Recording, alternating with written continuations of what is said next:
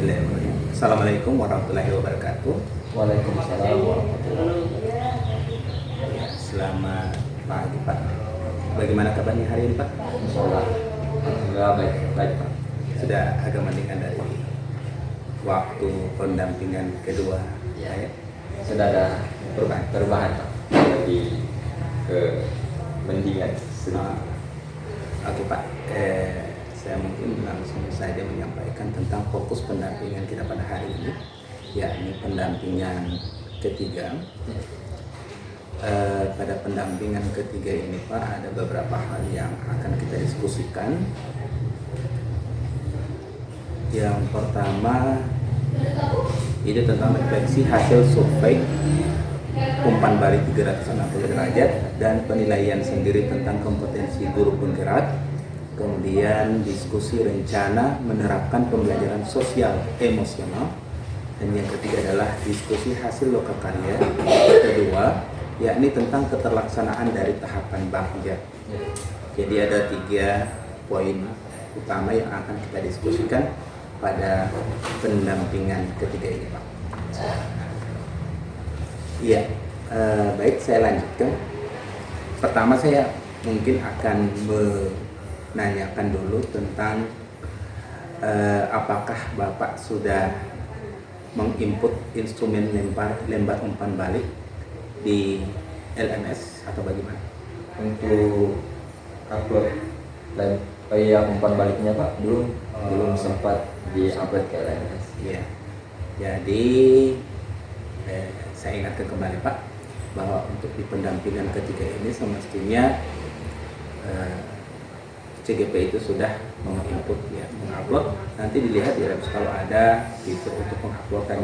Karena kemarin kita PP itu, sekalipun saya sudah sampaikan bahwa untuk lembar umpan balik itu sebenarnya dimasukkan 2 minggu atau 1 minggu sebelum pendampingan itu kan.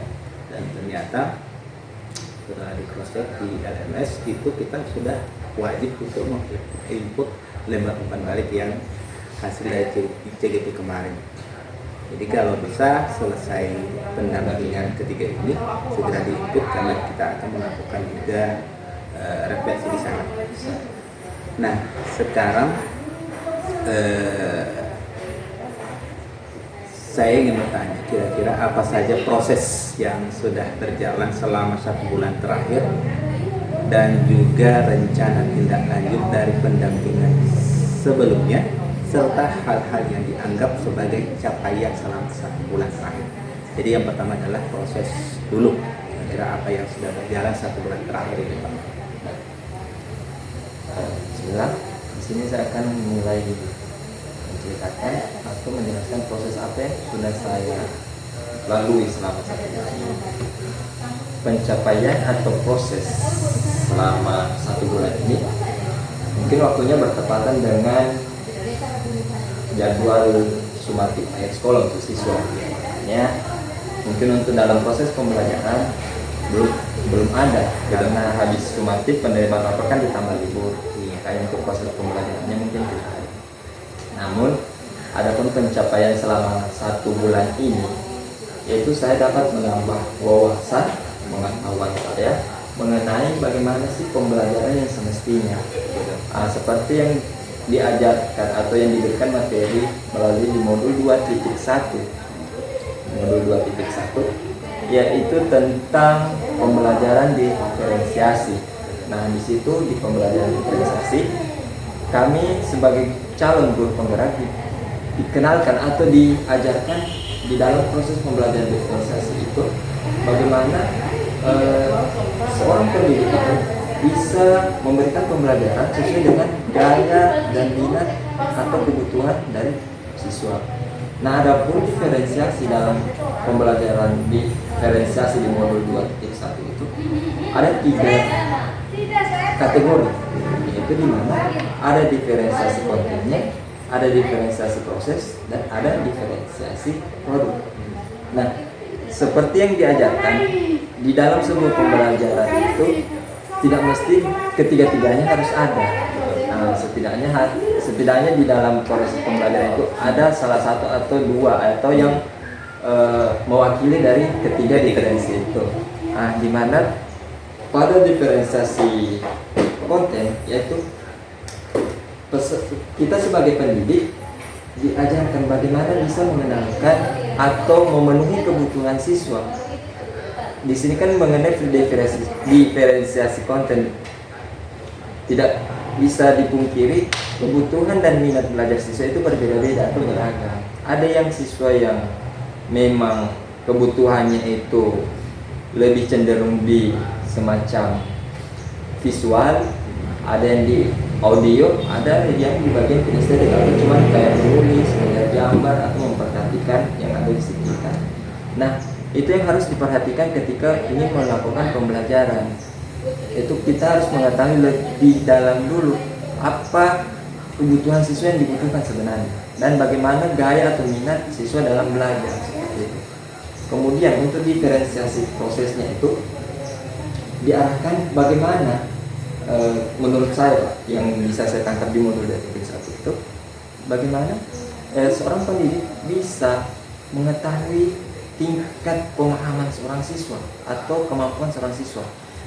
Seperti yang saya terapkan di RPP diferensiasi, saya menggunakan itu dengan model pembelajaran diskusi atau kelompok dengan pembagian siswa secara heterogen, di mana siswa yang sudah mempunyai kebutuhan atau kemampuan yang sudah mumpuni atau lebih baik, saya gabung dengan siswa yang memiliki kemampuan sedang dan yang di bawah rata-rata, sehingga di situ ada perpaduan antara siswa, di mana siswa yang mampu atau memiliki kemampuan lebih tinggi dapat menjadi tutor sebaya bagi siswa-siswa yang belum kemampuannya masih di bawahnya dia itu. Nah, adapun nanti diferensiasi produknya itu bagaimana siswa bisa mengembangkan atau mengutarakan gaya belajar minat siswa. Misalkan seperti di kelas yang saya ambil di kelas 5, ada siswa yang ketika diberikan tugas dia lebih suka tugasnya itu diberikan atau diserahkan secara kayak melalui kayak gambar, tulisan. Ada yang lebih suka ke presentasi, bahkan ada yang lebih suka kayak semacam kayak menceritakan atau menulis atau semacam membuat slogan atau apa. Makanya untuk diferensiasinya itu dibagi sesuai dengan kebutuhan dan kemampuan siswa atau gaya belajar siswa. Siswa yang suka menggambar berarti diberikan tugas diarahkan untuk ke bagaimana dia bisa mengelola minatnya dia melalui gambar misalkan. Jadi tugas yang diberikan secara kayak gambaran.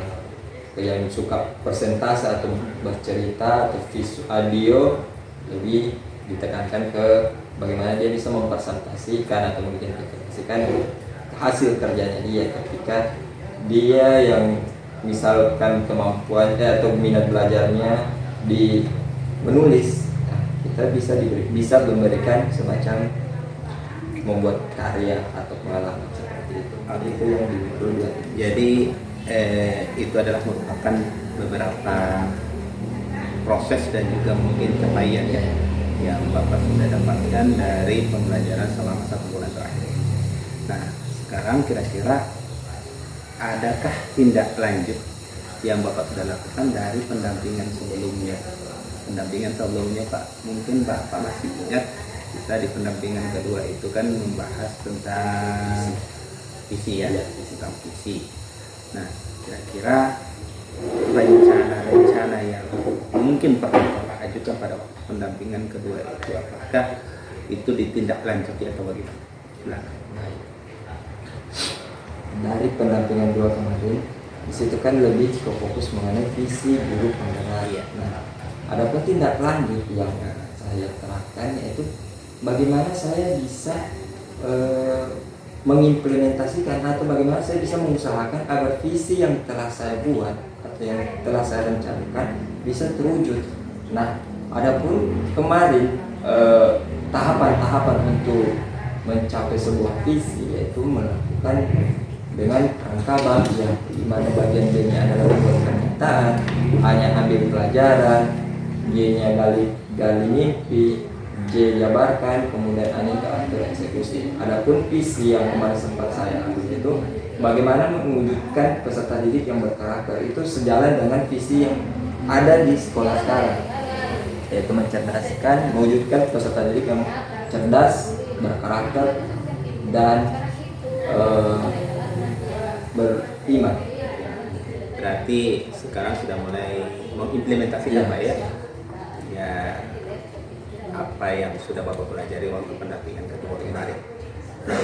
Jadi terima kasih Pak ya. Jadi apa yang Bapak sudah sampaikan ini sudah mengisyaratkan bahwa Bapak sudah pertama memahami dan juga sudah mulai mengimplementasikan. Dan mungkin ada satu Pak yang mungkin terlewati dari Bapak yang Bapak sudah pelajari. Itu tadi kan Bapak baru membahas atau menyampaikan yang Bapak pelajari itu ada di modul 2.1. Padahal sekarang kita sudah juga 2.2. Nah, sekarang Pak, mungkin untuk percakapan berikut ini kita harus berdasarkan lembar umpan balik yang Bapak sudah tuliskan, bukan Bapak sudah tuliskan ya, yang sudah diisi oleh responden ya, baik dari kepala sekolah, guru, dan siswa ya.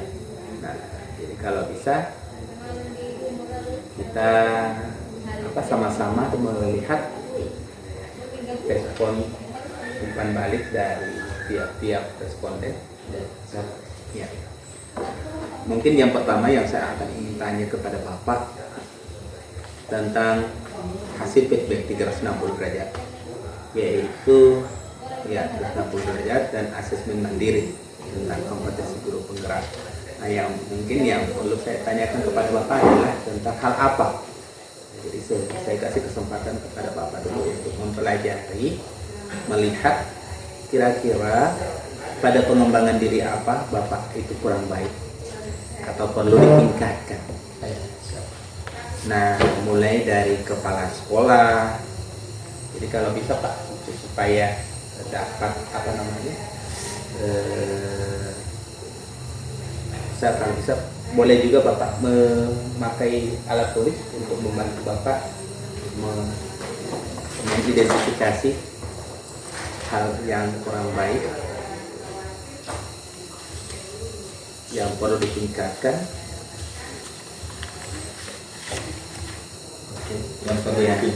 yang perlu ditingkatkan. Jadi kayaknya itu. Jadi yang perlu ditingkatkan saja. Jadi diidentifikasi dulu dari mulai kepala sekolahnya,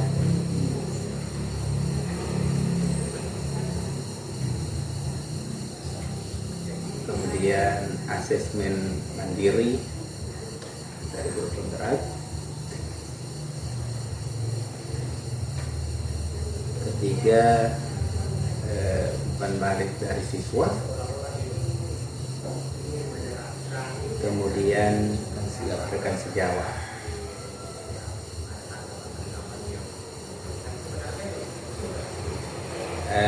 Untuk mengidentifikasi itu ada baiknya lihat saja pada pengembangan dirinya itu, ada pengembangan kompetensi ya, ada kompetensi. Lihat kira-kira pada poin manakah atau di kompetensi manakah kira-kira Bapak mendapatkan nilai yang kurang.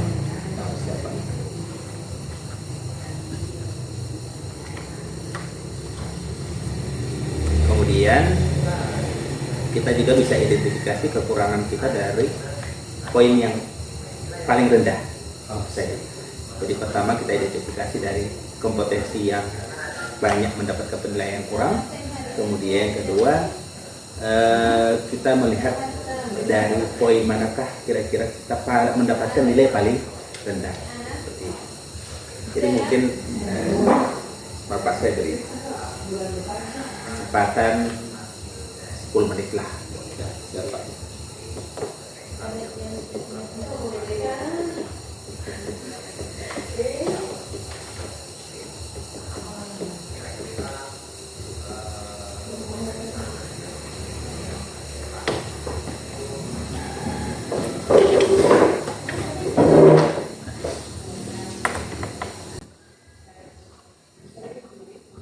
Kalian kepala sekolah.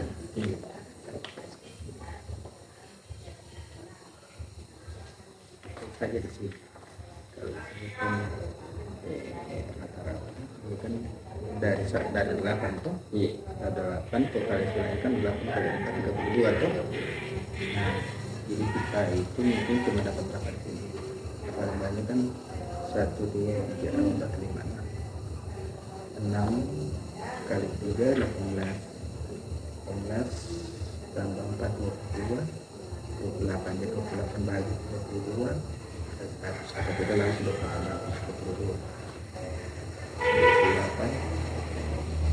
28 dari 32 berarti 28 dari 32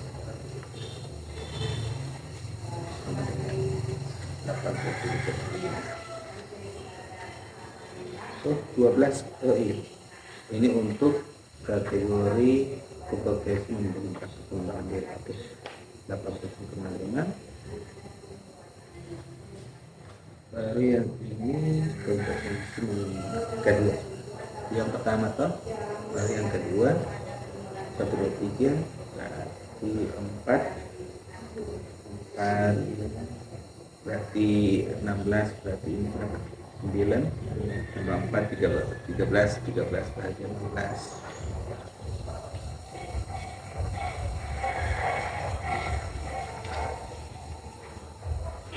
8%.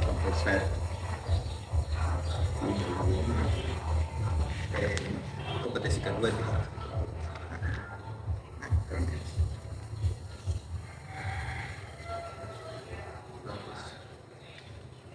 Satu dua tiga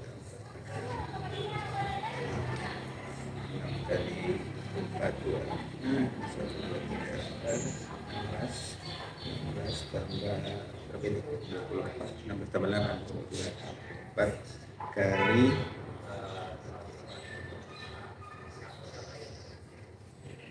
1 2 3 nah 6 kali 3 4 kali 3 12 tambah 8 20 tambah 8 berarti 20 bahagi 24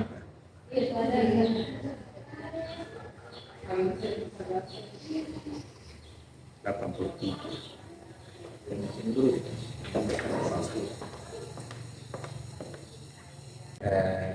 diberikan oleh responden baik itu dari kepala sekolah, guru, dan juga diri kita sendiri sebagai CGP.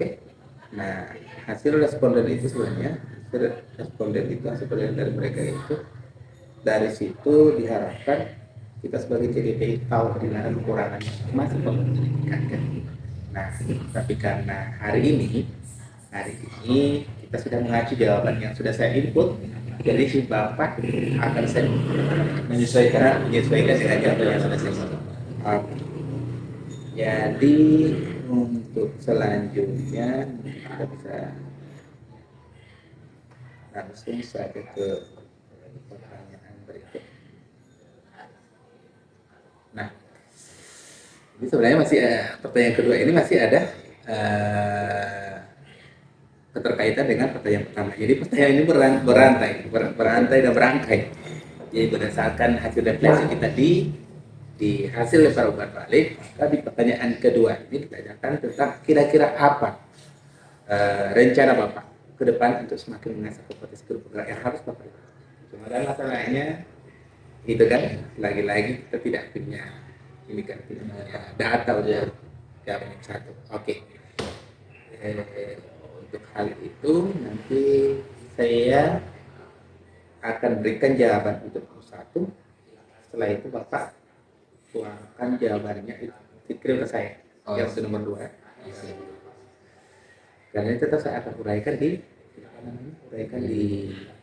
laporan.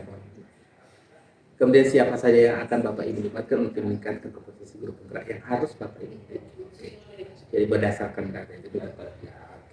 Nah sekarang Pak selesai untuk refleksi, cuma sekali lagi saya perlu jelaskan bahwa manfaat dari kita melakukan refleksi sama halnya dengan kita melakukan refleksi selesai pelajaran toh tujuannya adalah untuk memperbaiki apa yang kita anggap mempertahankan apa yang sudah baik. Juga kita bisa menyusun rencana yang lebih baik lagi ke depan. Seperti itu. Nah, jadi berikut lagi juga saya perlu sampaikan supaya artinya walaupun ini kita lewati, tetapi Bapak paham bahwa ini materi juga masih materi yang penting, dan ini juga akan berkaitan lagi dengan pendampingan berikutnya lagi, gitu kan?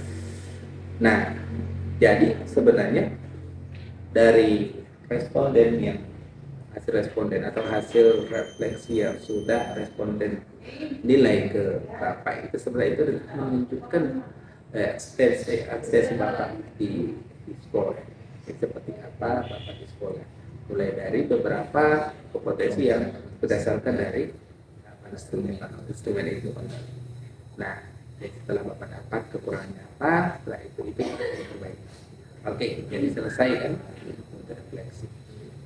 Nah sekarang kita masuk pada diskusi tentang rencana penerapan pembelajaran sosial emosional. Ya, rencana penerapan pembelajaran sosial emosional yang kita ketahui ada di modul 2.2. Nah sekarang pertanyaannya adalah kira-kira nih khusus untuk modul 2.2 apa yang Bapak pelajari pada modul tersebut? Baik.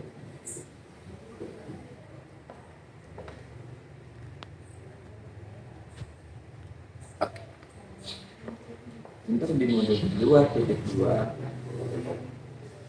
kan cara guru penggerak diberikan materi tentang pembelajaran sosial dan emosional, di mana pada pembelajaran atau pada materi yang diberikan di situ bagaimana kita mampu melihat 5 kompetensi pembelajaran sosial dan emosional. Contohnya kesadaran diri, kompetensi kesadaran diri di sini untuk memahami atau menghayati dan mengelola emosi. Kemudian yang kedua adalah manajemen diri. Manajemen diri dimaksudkan di sini adalah menetapkan dan mencapai tujuan positif. Bagaimana seorang siswa atau bukan hanya sekedar seorang siswa, tapi bagaimana seorang guru bisa memanage dirinya, memanage emosinya sehingga dapat tercipta lingkungan-lingkungan yang positif. Kemudian yang ketiga adalah kesadaran sosial. Kesadaran sosial di sini bagaimana merasakan dan menunjukkan empati kepada orang lain. Kemudian kompetensi yang keempat yaitu kompetensi pengambilnya itu keterampilan membangun relasi, yaitu membangun kerjasama atau hubungan antar setiap individu. Nah, kemudian kompetensi yang terakhir adalah bagaimana pengambilan keputusan yang bertanggung jawab. Apa yang telah diputuskan atau keputusan apa yang telah diambil dapat dipertanggungjawabkan seperti itu. Itu yang diajarkan pada modul 2.2 yaitu pembelajaran sosial dan emosional. Adapun pembelajaran lainnya itu bagaimana bisa menciptakan atau bisa melakukan mindfulness, kesadaran diri, dan bisa terciptanya well-being atau kesejahteraan dalam diri. Adapun di sini sempat diajarkan yaitu mengenai tentang implementasi untuk mengimplementasi kompetensi sosial dan emosional itu, atau yang biasa kita sebut itu KSE. Di mana adalah implementasi ini diberikan pengajaran secara eksplisit, jadi secara terbuka agar siswa dapat mengungkapkan dirinya atau mengembangkan dirinya sehingga semua siswa dapat semacam dapat aktif dalam suatu pembelajaran. Nah, Kemudian integrasi kompetensi sosial dan emosional dalam praktek mengajar guru dalam kurikulum akademik. Tujuan KSE diintegrasikan ke dalam konteks pembelajaran dan strategi pembelajaran pada materi akademik. Kemudian itu penciptaan iklim kelas dan budaya sekolah, di mana lingkungan belajar diharapkan agar sekolah itu bisa mendukung pengembangan kompetensi sosial dan emosional, sehingga bisa berfokus pada upaya membangun hubungan dan komunitas. Itu yang sempat diajarkan di atau sempat diberikan materi modul 2.3 yaitu pembelajaran sosial dan emosional. Baik sekali Pak. Ya, saya di sini menilai kamu sudah betul-betul sudah mempelajari materi yang ada di modul 2.2 tentang keterampilan sosial dan emosional. Nah, jadi benar sekali apa yang sudah Bapak sampaikan tadi, bahwa KSE tadi yang sudah Bapak sampaikan tadi ada 5 macam ya, dari macam KSE yang harus kita implementasikan di pembelajaran, dan juga bukan hanya kepada siswa tapi juga kepada guru. Nah, ini sebenarnya juga perlu saya tambahkan, KSE ini bukan hanya pada siswa tapi juga sampai pada pengawas ya. Ini juga sekedar ada informasi saja untuk Bapak ya, bahwa sebenarnya di kurikulum Merdeka ini diharapkan pembelajaran yang kita lakukan atau kita implementasikan itu mencapai ke yang disebut dengan well-being tadi dan disebut well-being. Nah, untuk dapat mencapai well-being itu berarti kita harus dapat menciptakan lingkungan yang positif, pembelajaran yang positif. Baru yang berikut itu juga harus dimulai dari diri. Nah, diri di sini salah satunya adalah tentang kompetensi emosional itu kan. Secara kompetensi emosional ini bukan hanya di guru tapi juga di siswa, baru juga kepala sekolah itu juga ada materi tentang pengelolaan emosi. Pengawas pun juga seperti itu Pak. Nah, saya juga kemarin berpikir, saya kira KS ini hanya berlaku untuk siswa dan ternyata dapat disebutkan memang untuk kurikulum Merdeka ini semua harus memiliki KS. Itu hanya sekedar tambahan saja supaya kita tidak hanya mengetahui bahwa KS ini hanya berlaku di kelas saja atau di pengajar, tapi semua pemangku kepentingan di bidang pendidikan itu harus memiliki. Nah, sekarang pertanyaan berikut, kira-kira apakah Bapak sudah merencanakan pembelajaran sosial yang akan Bapak terapkan di dalam kelas? Dengan dibuktikan sudahkah membuat RPP-nya? Baik, untuk perencanaan yang dalam ini pembelajaran sosial dan emosional sudah saya buat, yang bisa dibuktikan dalam ini RPP berorganisasi yang mungkin Bapak bisa lihat di sini. Saya sudah print RPP yang ingin yang saya terapkan nantinya dalam pembelajaran implementasi proses. Nah, mungkin bisa disebutkan kira-kira pada kegiatan manakah Bapak menerapkan KSE-nya?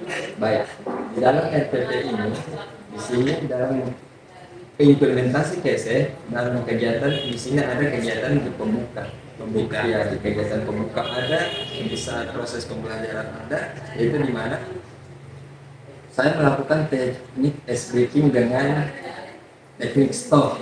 Nah, itu kan bisa bagaimana seorang siswa bisa manajemen emosionalnya, dia bisa dia kuasai itu kan, karena di dalam teknik itu bagaimana bisa menenangkan atau menurunkan, kayak menstabilkan ulang emosional siswa seperti itu. Kemudian yang kedua di saat proses pembelajaran itu di saat diskusi, di situ kan bisa juga diterapkan KSE itu. KSE apa?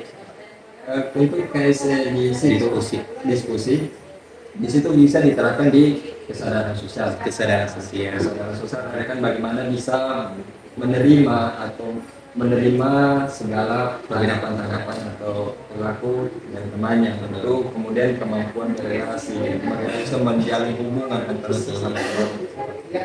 Ada lagi Pak? Kalau bisa dibaca saja Pak, artinya poin-poin yang penerapan KSE yang ada di Airport.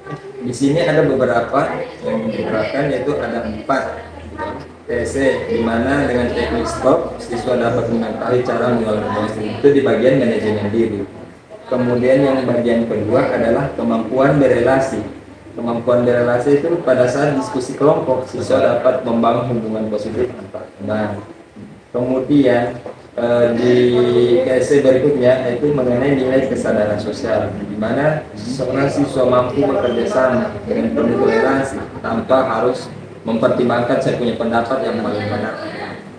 Nah, kemudian yang terakhir adalah pengambilan keputusan bertanggung jawab, itu di mana di sini di saat mempresentasikan hasil diskusi serta merefleksikan dirinya untuk mengambil sikap penuh pertimbangan, itu yang saya terapkan di dalam ini.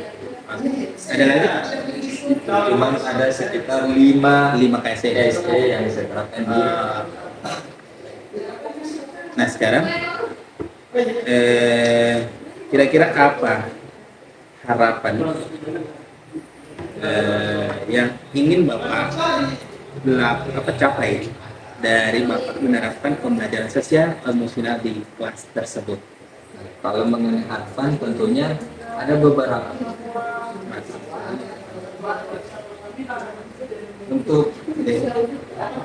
Untuk harapan yang ingin saya capai dalam implementasi KSE ini atau KSE ini, itu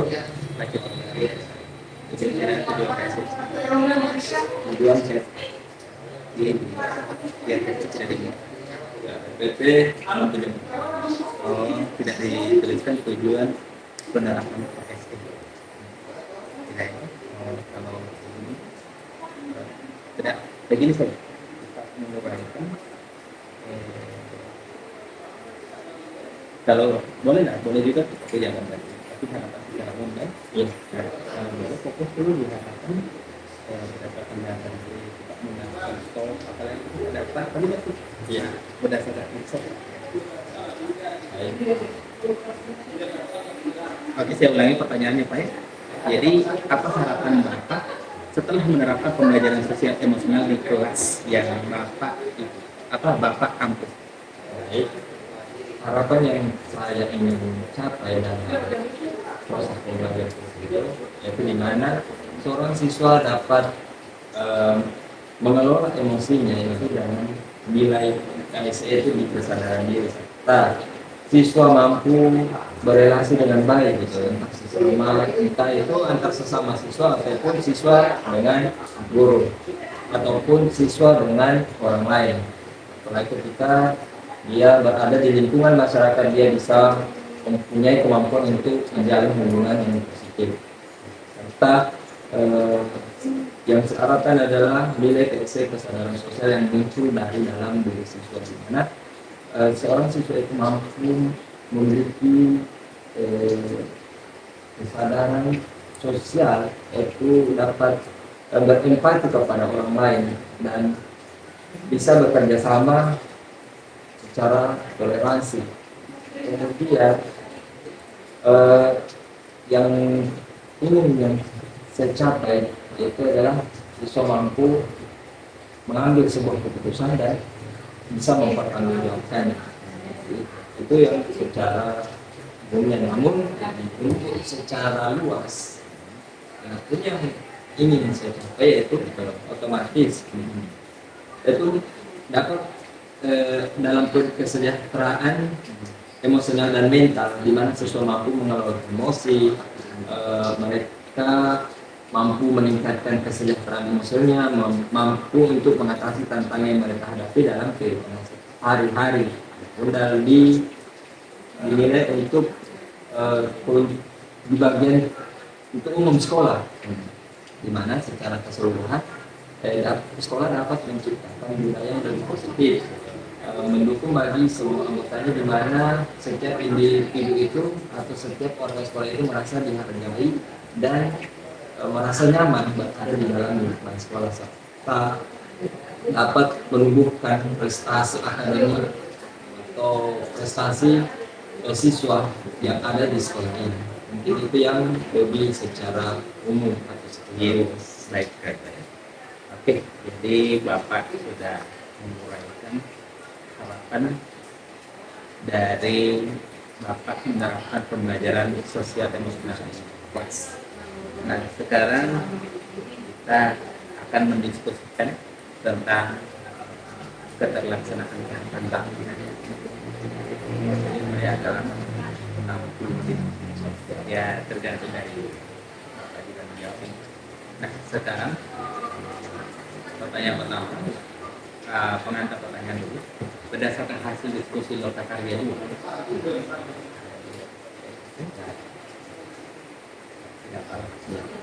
Enggak. Gali informasi dan berikan penguatan terkait keterlaksanaan bakti di sekolah PPP. Nah, jadi Pak, ini perlu saya sampaikan bahwa di lokal kedua itu Pak, kita membuat isi ya, dan juga prakarsa perubahan. Selain prakarsa perubahan juga ada juga kegiatan untuk melakukan praktek restitusi dengan membuat kesepakatan kelas. Nah, itu kegiatan yang kita lakukan di kedua. Nah, pertanyaannya begini Pak. Nah, apakah Bapak sudah menerapkan metode Bakja untuk merencanakan perubahan pada diri Bapak? untuk menerapkan Bagja untuk pada diri sendiri jelas sudah diterapkan. Nah, otomatis dalam penerapan Bagja dalam diri itu bagaimana bisa mengenali diri sendiri dulu terlebih dahulu sebelum bekerja. Ketika sudah menilai atau ketika sudah mengetahui bagaimana keadaan diri,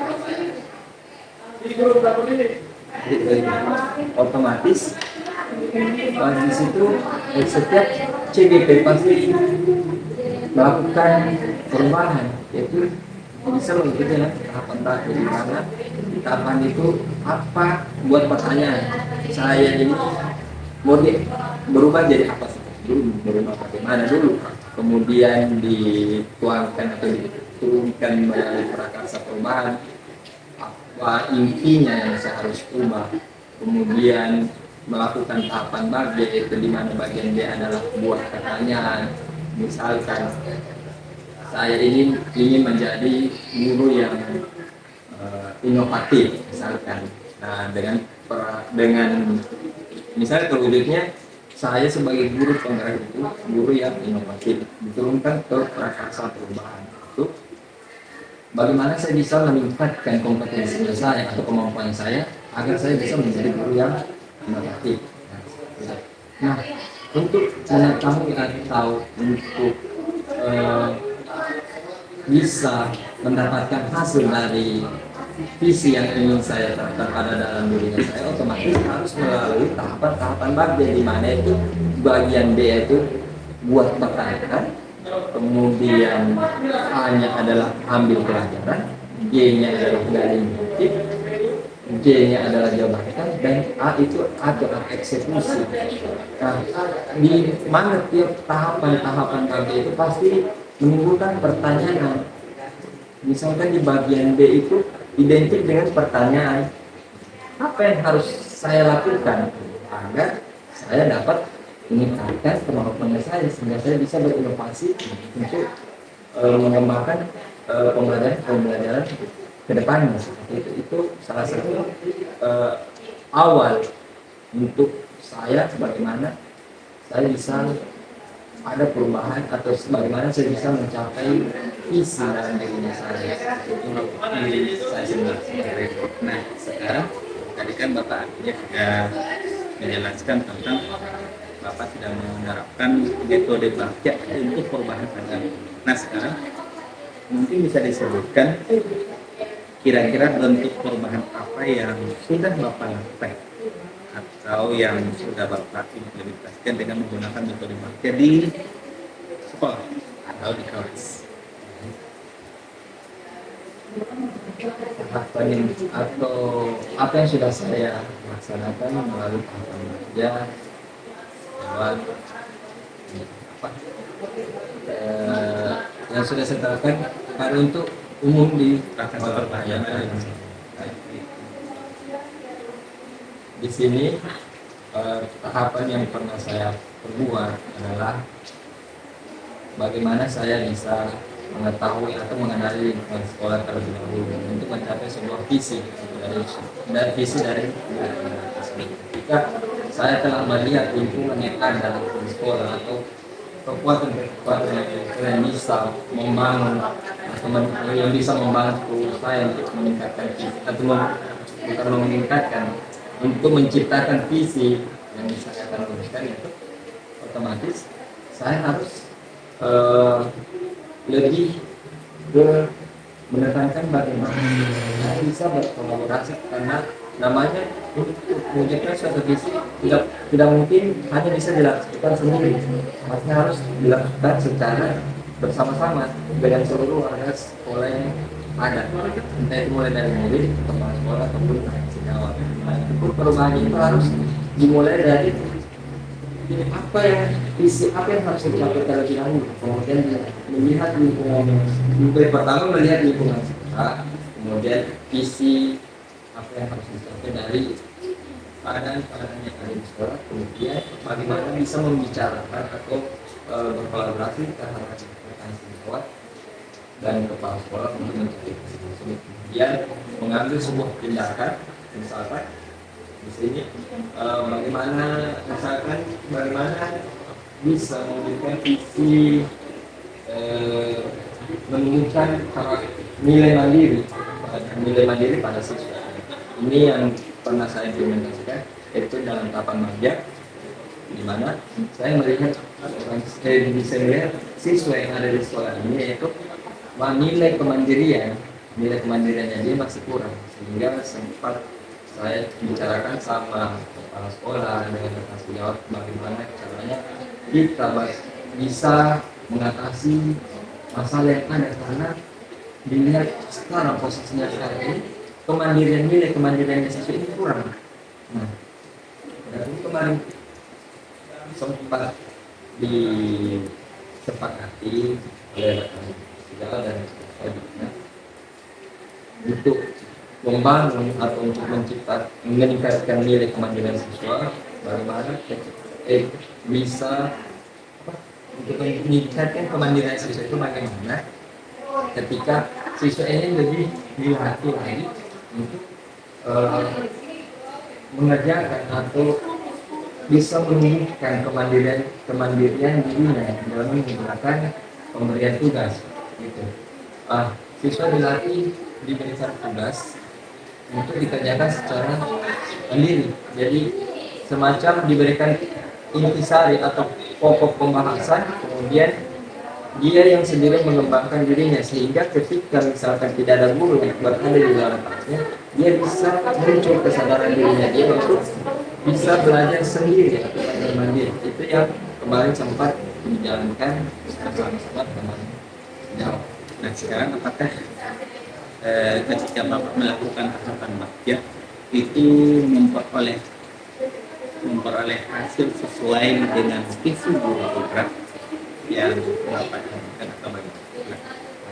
Untuk hasil yaitu bisa sesuai dengan visi guru penggerak, di mana di sini visi guru penggerak itu bagaimana menciptakan siswa yang berkarakter mandiri. Nah, setelah diadakan tahapan-tahapan tersebut, memperoleh hasil di mana ada perubahan pada siswa atau perubahan pada peserta didik untuk keseluruhan, bukan hanya di kelas yang saya sendiri.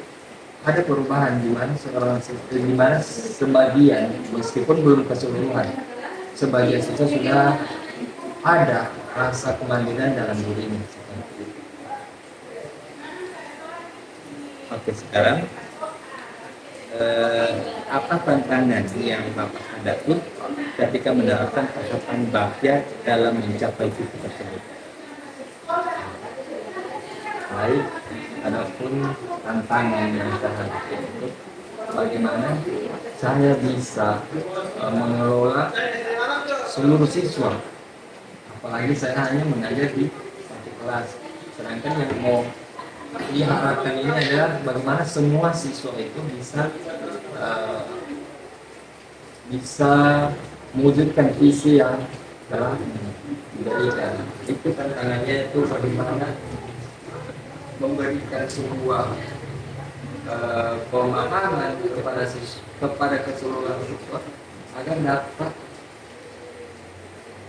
agar si visi itu dapat muncul atau dapat terwujud seperti itu tantangannya. Karena dilihat dari sekarang pun sampai sekarang pun itu belum keseluruhan siswa belum bisa kayak mewujudkan visi tersebut, karena hanya sebagian. Tantangan berikutnya itu bagaimana agar semua siswa itu bisa mencapai visi tersebut. Seperti itu tantangan yang masih sampai sekarang ya. Jadi tantangannya adalah kesulitan untuk menggerakkan atau mengerahkan ya, mengimplementasikan kepada keseluruhan siswa. Nah sekarang, kira-kira apa saja yang perlu Bapak perbaiki ke depannya terkait dengan pelaksanaan tahapan bakya untuk perubahan ini agar dapat mencapai visi misi tersebut? Baik, yang perlu diperbaiki dengan pelaksanaan bakya untuk perubahan itu lebih mengenali diri sendiri terlebih dahulu. Itu yang penting, lebih mengenali apa kekurangan yang ada pada diri sendiri, kemudian bagaimana cara meningkatkan kemampuan itu, atau bagaimana bisa mengatasi kelemahan-kelemahan yang ada dalam diri itu dengan banyak cara. Mungkin dengan berkolaborasi dengan teman-teman yang lain, melakukan evaluasi rutin terhadap diri sendiri, melakukan refleksi. Itu menjadi yang perlu diperbaiki yang ada pada diri saya dalam penerapan bakya. Oke, sekarang kita lanjut pada bagian akhir pendampingan Pak. Jadi pada bagian akhir pendampingan ini kita durasinya hanya 15 menit. Dan pertanyaan pertama adalah, setelah Bapak melakukan refleksi dari pendampingan hari ini, kira-kira apa hal yang menarik yang Bapak dapatkan setelah proses kegiatan pendampingan hari ini? Hal yang menarik, dan apa yang membuat hal tersebut menarik menurut Bapak? Hal yang menarik setelah pendampingan ini, hal yang menarik yang pertama adalah pengajar praktik lebih memberikan lagi wawasan terhadap saya bagaimana untuk proses-proses pembelajaran itu bisa berjalan lebih baik. Kemudian yang kedua itu bagaimana saya bisa memperbaiki diri dalam penerapan bakya untuk mencapai visi yang sudah buat atau yang sudah direncanakan. Nah, itu pun menarik karena di sini kami telah didampingi untuk bagaimana bisa merubah atau memperbaiki kelemahan-kelemahan yang ada pada guru penerap. Nah, pengajar praktik sudah, untuk bagian pendamping sudah memberikan arahan-arahan, masukan serta strategi-strategi apa saja yang akan dilakukan untuk memperbaiki diri untuk pembelajaran atau proses-proses pembelajaran.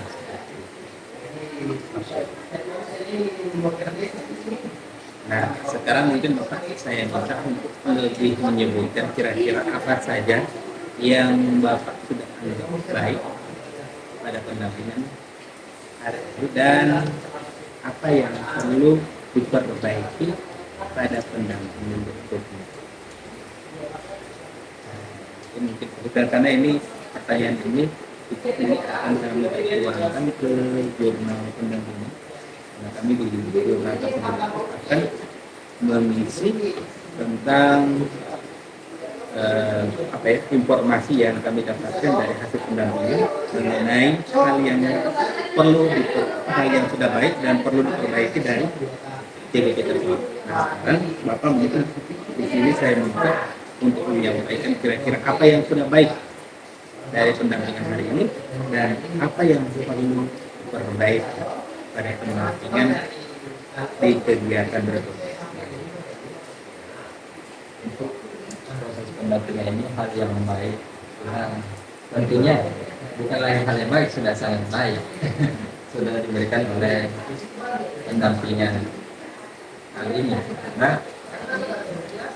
pendampingan kali ini itu kami diberikan kayak semacam panduan bagaimana bisa ke depannya lebih baik lagi. Namun untuk hal yang perlu diperbaiki, mengingat ini cuma sekedar, bukan karena pelayanan yang kurang, bukan, ini karena hanya keterbatasan keadaan seperti Bapak lihat sekarang itu situasi sekarang lagi sementara hujan, kegiatan pendampingan, kemudian suasana di bagian luar ruangan mungkin agak diisi.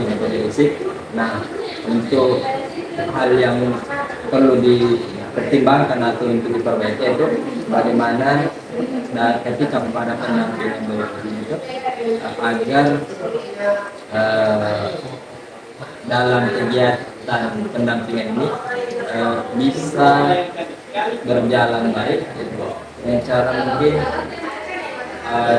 nanti entah dari saya sebagai guru kontrak ataupun pengajar praktik sebagai pendamping untuk memfasilitasi, misalkan kayak sekarang tadi terbatas dengan alat perekaman, apalagi ketika mau diberikan, mau divideokan atau didokumentasikan dengan jarak perekam jauh dengan pendampingan, otomatis suara yang akan didengar itu pasti kurang lah, apalagi dengan cuaca sekarang hujan, otomatis lebih kedengaran ke suara-suara rintik hujan, suara-suara sumbangin dari luar, mungkin seperti itu.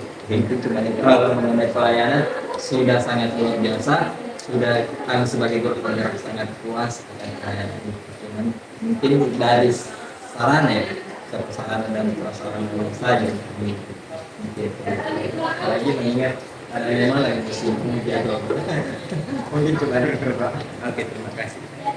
Jadi untuk pendampingan berikutnya kita mungkin lebih pada mempertimbangkan tempat ketika kita akan memang sebenarnya juga ada situasi juga yang bisa kita bayangkan ya. Karena tadi memang kita pada saat melaksanakan pendampingan di awal situasinya masih nyaman, tapi tidak masalah. Kalau ini tidak akan mengurangi mengurangi sesi dari pendampingan kita pada kali ini. Insya Allah ini hal yang akan kita perbaiki nanti pada pendampingan berikutnya. Nah, sekarang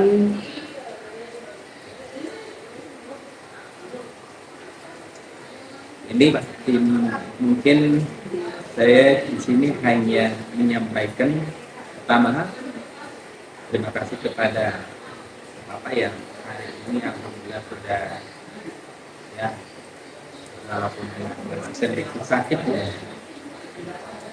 masih berusaha lah untuk mengikuti pendampingan ketiga maksimal. Dan juga terima kasih juga untuk Bapak yang sampai saat ini juga masih aktif ya dalam mengikuti seluruh proses kegiatan PGT dan juga mengikuti melaksanakan atau mengimplementasikan apa yang sudah dipelajari pada modul yang ada di guru program. Nah, ini ada perlu saya sampaikan untuk pendampingan keempat berikutnya. Tugas yang harus Bapak siapkan yang pertama adalah menyusun RPP dengan unsur diferensiasi, kompetensi sosial emosi, dan budaya positif. Nah, di sini kita mungkin harus menyepakati sama-sama kira-kira kapan batas waktu mengerjakan RPP tersebut. Minggu atau 2 minggu lah. Karena jadi informasi ke atas misalkan waktu yang tepat Bapak memastikan, karena RPP itu sebelum menjadi panduan Bapak melakukan praktek itu masih kami akan periksa. Jadi ya mungkin itu diberikan sebelum pendampingan. Tapi untuk bagaimana jelasnya ke depan itu kita akan sama-sama komunikasi ya. Karena kita juga masih memantau informasi baik itu informasi yang kami dapat di LMS dan juga informasi yang mungkin dapatkan dari BGP. Cuma RPP ini disiapkan sebelum pendampingan kembali. Sebelum menjadi panduan Bapak mengajar, berarti ini sudah disampaikan kepada saya untuk mendapatkan peninjauan ya. Nah, kalau tadi saya melihat RPP-nya sudah ada unsur diferensiasi juga ya. Iya. Ya, sudah digabungkan berarti diferensiasi dan kompetensi. Tapi ya budaya positifnya ini. Budaya positifnya. Nah, kemungkinan budaya positifnya di sini itu kita lebih, mungkin Bapak masih ingat SKP guru kalau yang memiliki indikator tentang penerapan budaya positif. Ya seharusnya ini kalau dari guru penggerak pasti memahami ketika mendapatkan SKP itu. Nah, sekarang kan sudah selesai penelitian SKP kan, PMS yang ada di PMS. Nah, kebetulan di PMS itu mengambil indikator apa? Indikator yang dipilih pada SKP kan ada kan untuk guru itu kan budaya positif, baru pembelajaran apalagi efektif apa gimana ada lagi. Oh, untuk guru. Iya. Untuk guru itu di situ belum saya cuma ini saya juga baru apa ya? Baru pikiran ke sana karena ternyata saya juga baru dapat untuk menanyakan RPP itu bukan cuma hanya mencakup diferensiasi dan juga sosial emosi, tetapi juga harus mencakup budaya positif. Nah, saya langsung kepikiran budaya positif itu langsung kepikiran pada SKP, karena di SKP itu ada memang indikator yang harus ditingkatkan oleh seorang guru. Contoh misalnya penerapan budaya positif di pembelajaran itu seperti apa? Misalnya keterampilan guru dalam mengumpulkan siswa, keterampilan guru dalam melakukan kesepakatan kelas, itu kan budaya positif. Kalau keterampilan guru dalam mengumpulkan, jadi contohnya bagaimana? Contohnya misalnya bagaimana seorang guru itu harus mampu membuat kelompok yang efektif, jangan sampai pembagian kelompoknya justru tidak efektif. Itu. Nah, dari situ saya mengaitkan dengan LMS, ternyata budaya positif ini kalau kita dari guru penggerak berarti sebenarnya sudah kita pelajari di modul ini, sehingga kita tidak perlu kaget lagi ketika kita mendapatkan SKP yang khusus untuk peningkatan di indikator tersebut. Nah, jadi mungkin kalau di RPP itu budaya positif itu dia, kalau ini kan bisa kita box atau mungkin kita tertandai kan ada diferensiasi kan. Tapi kalau di budaya positif itu dia akan nampak pada langkah-langkah kegiatan, buat kesepakatan kelas gitu kan, itu kan satu semua penerapan budaya positif. Oke, jadi ya ini seperti yang sudah saya sampaikan bahwa setelah RPP Bapak sudah susun itu dikirimkan kepada CP untuk dapat diberikan umpan balik. Kemudian setelah itu diserahkan kembali ke CP, dilakukan perbaikan. Berikut yang ketiga yang akan dilakukan juga sebelum pendampingan yang keempat adalah penetapan jadwal observasi pembelajaran dengan CGP. Jadi minimal pembelajaran yang diikuti adalah 2 jam pelajaran dan mengikuti jadwal CGP atau jadwal yang disediakan. Ini kan pada pendampingan keempat. Tentunya insya Allah setiap jadwal yang saya berikan itu Bapak selalu diberikan kesempatan kesiapan dan kesehatan. Tapi ketika kalau misalnya ada situasi tertentu, kondisi tertentu tidak memungkinkan, silakan untuk diatur jadwal kembali. Kemudian yang terakhir ini adalah ini kegiatan kami ini hal-hal yang terkait pembelajaran daring yang ini akan kami catat juga di jadwal komunikasi di dalamnya. Nah, saya rasa mungkin cukup Pak untuk diskusi kita pada hari ini. Cuma sebagai penutup, saya hanya kembali menegaskan kembali kepada Bapak karena kita sekarang belajarnya itu sudah jauh, sudah di materi tentang KSE. Jadi kita mestinya ya ini tidak menuntut, tapi ya ini kayak tuntutan dari diri ya, bagian dari diri. Kita yang di awal sudah mempelajari tentang filosofi Ki Hajar Dewantara, kemudian fikir penggerak ya, fikir penggerak, budaya positif, kemudian masuk ke diferensiasi, kemudian pada KSE. Ini jangan sampai hilang materi ini di kepala Bapak, dan juga kita berusaha untuk sebisa mungkin menerapkan hal itu karena kita adalah seorang CGP yang menjadi satu panutan. Baru yang kedua menjadi pembanding dari guru-guru yang lain. Jangan sampai itu dunia sama. Jadi biasanya orang-orang yang tidak mampu atau orang-orang yang mungkin tidak suka kita, mereka bukan berusaha untuk bagaimana bisa seperti kita, tapi mereka hanya berusaha untuk menjatuhkan kita. Nah, jadi insya Allah ini kita sama-sama jaga mengambil sebagai guru penggerak supaya guru penggerak ini selalu baik ya penilaian. Karena saya pernah ya di di daring ada salah satu guru penggerak yang akan sebut menyampaikan. Nah, ini kan juga salah satu teguran keras untuk kami menilai bahwa selama ini padahal guru penggerak sama-sama ya, selama ini guru penggerak sebelumnya itu belum nampak perubahannya itu kan. Jadi ya kita juga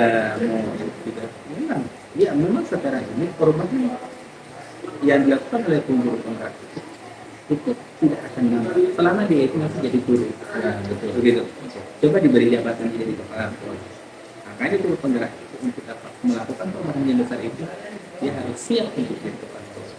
Tapi kalau hanya melakukan perubahan yang sedikit, jadilah sebagai guru hanya di kelas saja. Kayak itu yang mau sampaikan tadi belum salah satu tantangan ya belum semua siswa yang bisa memberikan visi tersebut karena Bapak benar menggerakkan dari bawah dari atas satu kali itu tidak berlaku sesuai yang begitu Pak.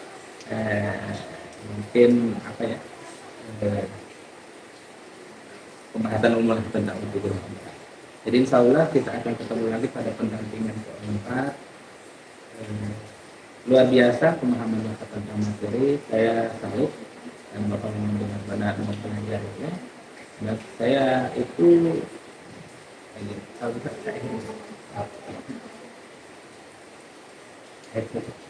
Oke, jadi sebelum kita kembangkan, sebelum kita membahas lain, saya akhiri dulu untuk pertemuan kita hari ini. Terima kasih untuk Bapak. Alhamdulillah, dan ketika kita hari ini selesai, dan saya tutup. Assalamualaikum warahmatullahi wabarakatuh. Waalaikumsalam warahmatullahi wabarakatuh.